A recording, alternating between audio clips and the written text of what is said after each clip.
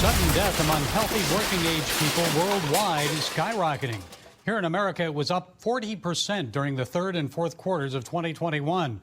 Our next guest contends a 10% jump would have been a 1 in 200-year event, but this was 40%. Edward Dowd is a founding partner of Finance Technologies and author of the new book, Cause Unknown: The Epidemic of Sudden Deaths in 2021 and 2022.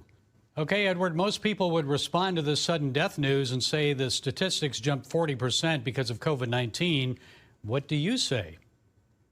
Yeah, so in 2020, it was mostly old folks who died of COVID with comorbidities. Then there was a sudden mix shift in 2021 and 22 and continues in 23.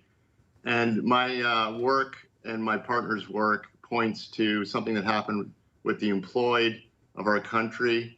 It's been detrimental to your health to be employed in 21 and 22. And we examined the Society of Actuaries, which is an industry group for insurers that does surveys.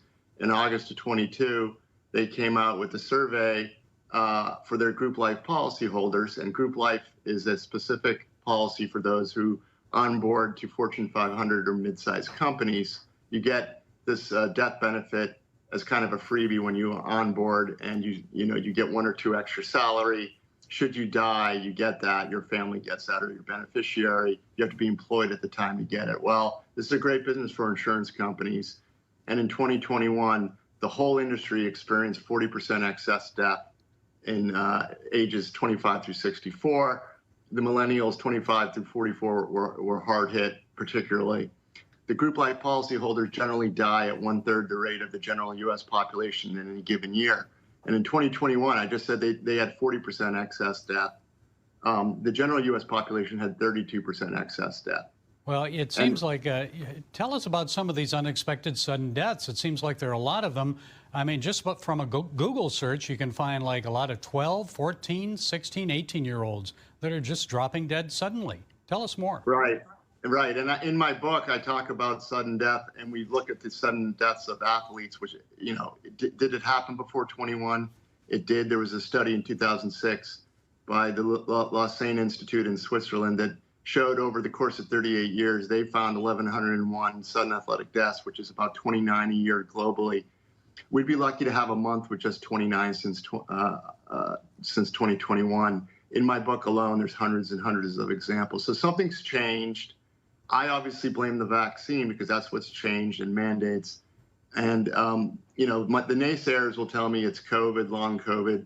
Well, if that's the case, why did it not affect the young in 2020? And so we have a health problem, a national health crisis, and at the very least, it should be examined and discussed openly.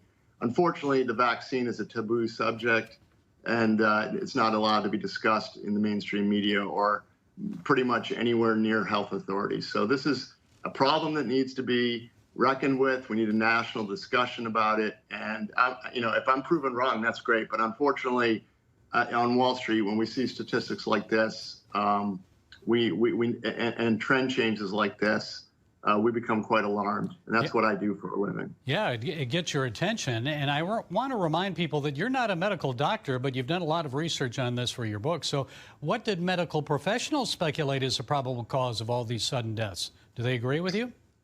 Well, it depends on where you fall down on the issue. Obviously, the frontline doctors who were vilified early on, who identified the vaccine issues, like Peter McCullough, Dr. Malone, and others agree with me.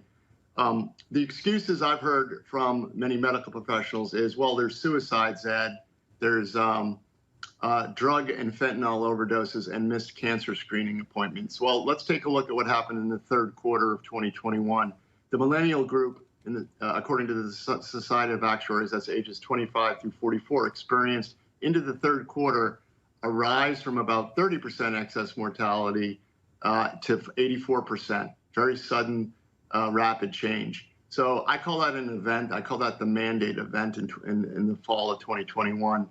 And to say that Fortune 500 and mid-sized company employees had a suicide pact doesn't make any sense to me. To get your claim, you have to keep your job. Fentanyl users and heroin users don't stay employed very long, and it's also suspicious they decided to overdose in the same quarter. And then the missed cancer screening appointments doesn't make any sense. I'm 56, never had one. It's something that young folks don't tend to do. So this is, and for all three to have occurred simultaneously is nearly impossible. So there is an event that occurred in 2021. If the doctors can explain that to me, we had already gone from the original Wuhan variant to Delta, and Delta didn't seem to do this damage in the summer, and Delta was all over the place in the summer. So somebody needs to investigate this. I have my definitive conclusion. In my estimation, it's the vaccine. I'll be proven wrong until, and right now I don't have anybody coming up with an excuse that makes any sense to me or anybody else, quite frankly. Okay, the book is Cause Unknown: The Epidemic of Sudden Deaths in 2021 and 2022.